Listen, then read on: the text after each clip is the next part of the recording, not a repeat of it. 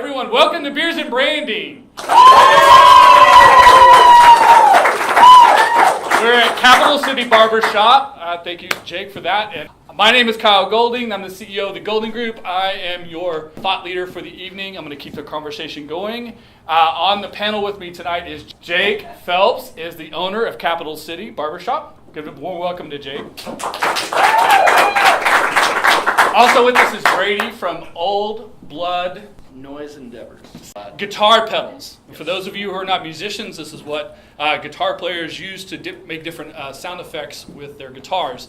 So the reason that the three of us are up here having this conversation tonight about lifestyle branding, self-branding, etc., obviously we all three are owning and running our own business, and those businesses are based on people who have a type of lifestyle. The type of haircut they like, the type of fashion they wear, being a musician or being musically inclined. And I'm working marketing, and I do a lot of social media and a lot of things that are connected around those things. So that's the conversation we'll have tonight. And like I told you earlier, we want to get to answering your questions as quick as possible. So by all means, do not be shy. If you have a question at any point, throw it out. If we say something that you like, dislike, agree with, don't agree with, just pipe up, say, hey, I want to talk about that, okay? Because that's what we're here for, to answer your questions and help you. Good? Good. All right, ready. So we'll start making it, whether they're making $100 a night or $100,000 a year, they're using your equipment and they're out in the world doing it, right? There's nothing more authentic than that. I hope so. So as we sort of wrap up here, do we have any other questions you guys have been? Yes, I did have kind of a quick question that Okay. goes back to like using your personal Instagram. Like, I'm going to launch a business in like 2 weeks, and I just wondered, your thoughts on, Congratulations. Good luck. I wondered your thoughts. Sleep on, now, you'll never get it back. It's like I've been the same handle for like 8, 9, maybe 10 years, and I want to roll my business into that, and I didn't know if that's bad to kind of like take that personal account. Now it's a business. So in your case, because I know a little bit about what you're trying to do, because your products that you're creating are coming from your creativity, Yes. they reflect you and who you are, and you're authentic to the audience who would be buying and interacting, then selling those products through your personal, through your name on social media is perfectly natural. Now, I would also recommend you do a brand as well, and you'll cross-reference the two. And as you start out, because you have a lot more followers following you than you will your new brand that you create next week, right, is lots of posts from that brand, especially product-centric, and sort of the process, how you came up with it, what's different about it, etc., the story, but then recirculating, retweeting, reposting, etc., on your personal, because in your case, they are going to be commingled. If you were the person that you are, but you were making iron bars Yeah. that has nothing to do with who you are as a person, then that wouldn't work. But you're making creative items that come from your spark of creativity, and so it's going to correlate. As long as you stay authentic to telling the story, not selling product. It's social media, not selling media. Okay, so don't make posts about this is $14.95, click here to buy it.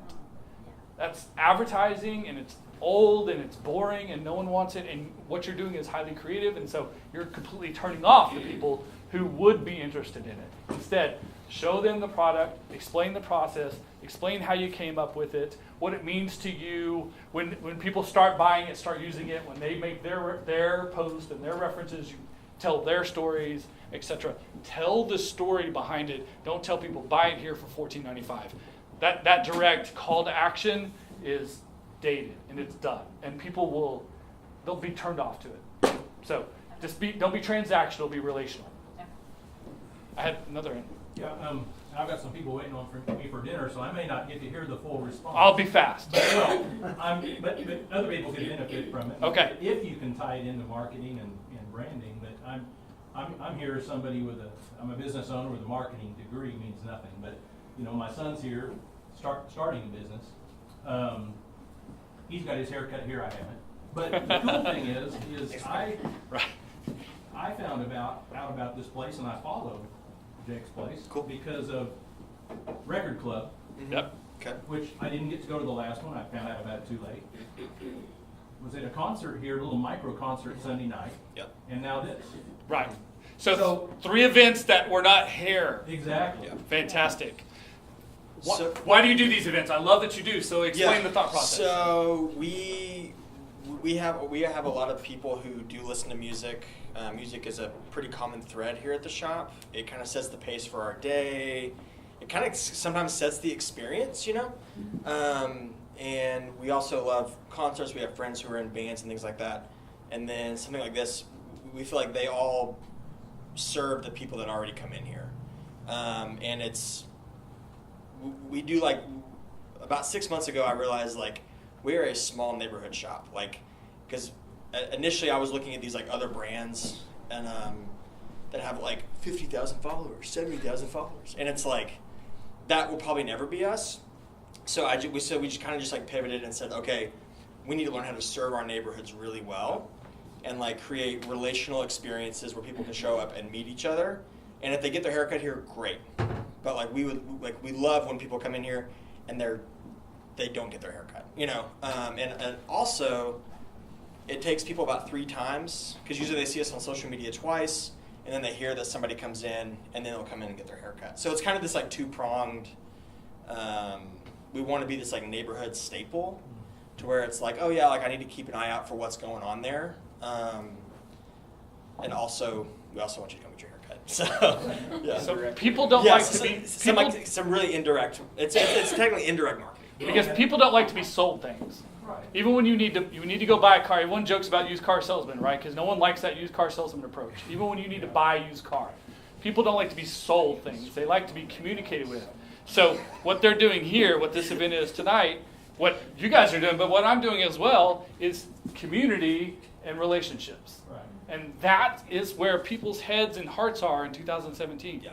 This is how we do business now. We don't want people yelling at us, buy, buy, buy, it's $15.95, that car salesman mentality. And I've got a friend who's a car salesman. He hates me because I make fun of car salesmen. He's doing something else now. He's like, I'm not doing it anymore. But there's jokes about used car salesmen because that hard sell approach turns people off nowadays. But a soft community relationship approach, now you got to meet these guys, you know these guys.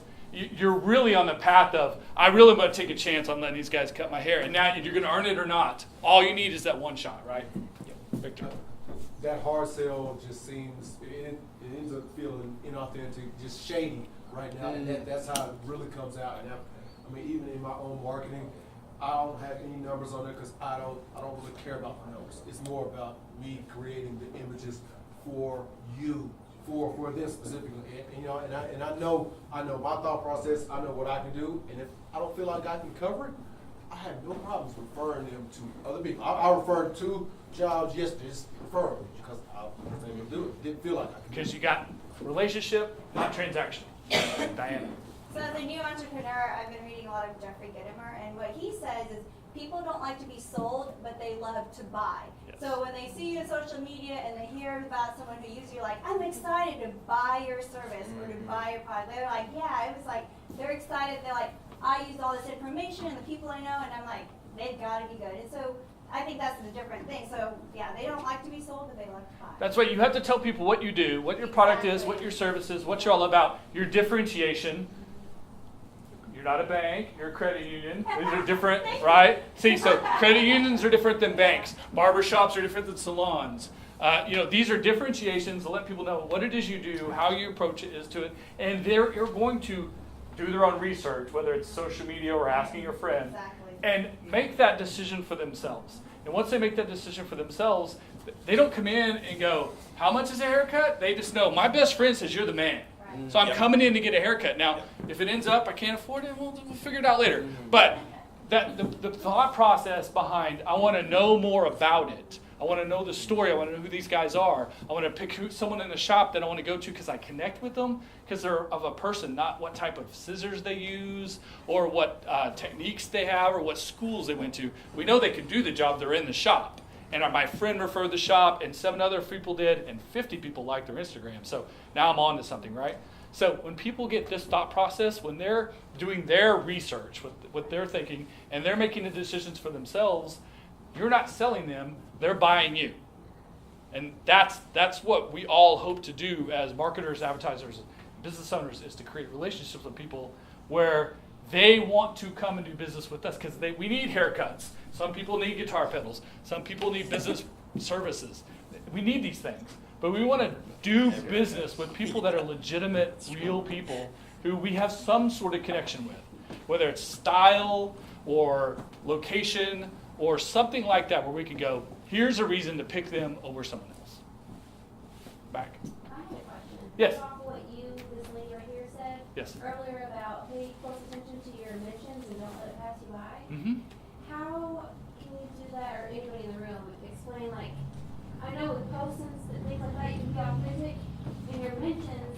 How can you come off as authentic without just being like, oh golly, thanks? You know, like, how do you be authentic in that way? I personally, I start with, number one is making any sort of interaction. So someone makes a post, cool haircut, or where are you guys located, whatever it is. Obviously those are really easy. I find where it gets real tricky is when people they give you a thumbs up or like the fire, and you're like, okay, like, is that cool or super cool? Like, what are you trying to tell me, right? Like, or eyeballs, right? Or like, they give you this, and it's like, okay. I personally kind of return in kind. So if they give me the emojis for this, or I hit them with the 100, or I hit them with the, whatever it is, like, okay, if you're giving me a smiley face, I'll give you one back. To be honest with you, I do that for my business and my personal brand because I'm trying to figure out if they're a robot or not. Yeah. Number one. Number two, what you'll find, because I manage a lot of social media accounts for my clients, is I'll find the same people are making the same post on everyone. It's like, oh, you got software. So when you see people who are on a regular basis making comments, making things on your post, and it's the same thing over and over, and then they don't really interact with you when you go back and forth, you can figure out who to sort of ignore and not. But it really doesn't matter what you say to them, it's the fact that you engage them. Engagement's the most important part. So number one, it'll figure out if it's a real human being. Number two, it gives you an opportunity to continue the relationship and the conversation if it's a real conversation. And then number three, if it's something that they're just hitting everyone and they're trying to get attention and they're not really trying to get into a back and forth with you, you can hit them once, you can make that acknowledgement, and then you can move on because you know they're not serious. Now, if they reply back with, it's true, man, I really want to come in sometime, now you're like, hit me in the DM, here's my email, whatever it is, and now you're in a relationship with them. And now, in the most even basic relationship can become a business relationship. So, number one, don't ignore and make some sort of engagement, but you'll start to get a sixth sense for this feels like a bot.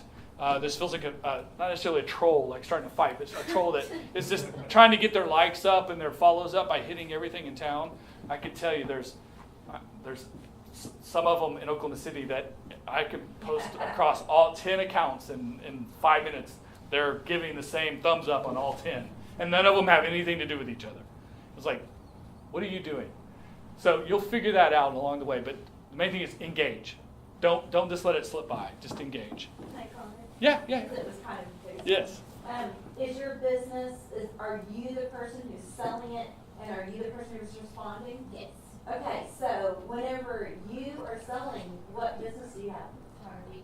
What? Photography. Okay, so you have the excellent opportunity to say, oh, your child was so cute, I can't believe it's grown in 2 months.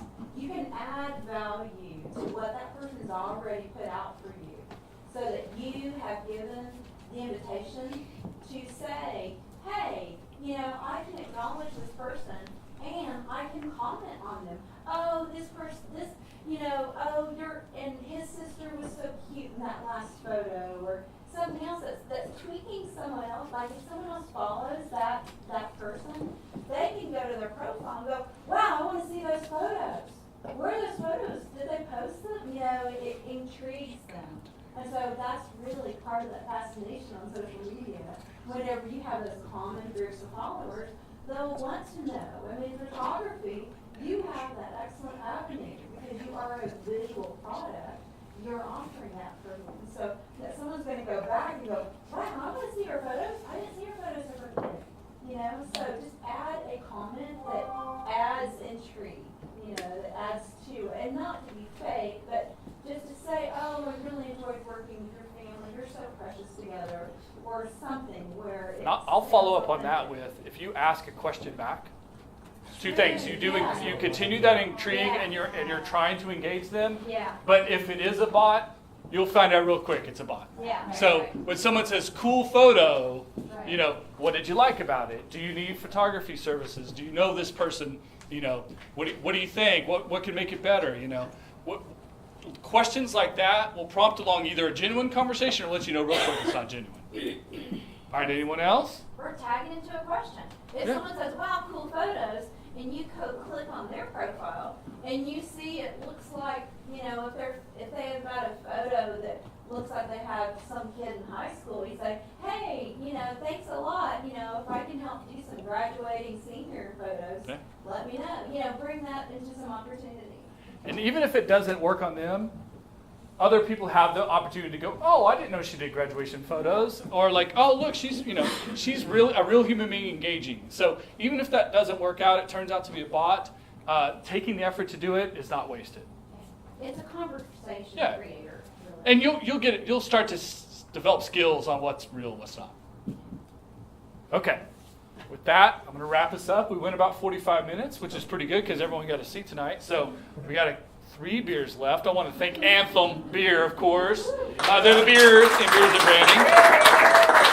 I want to thank our panel tonight. So not Jacob, from Capital City, and Brady from Old Blood Noise. Let's give her a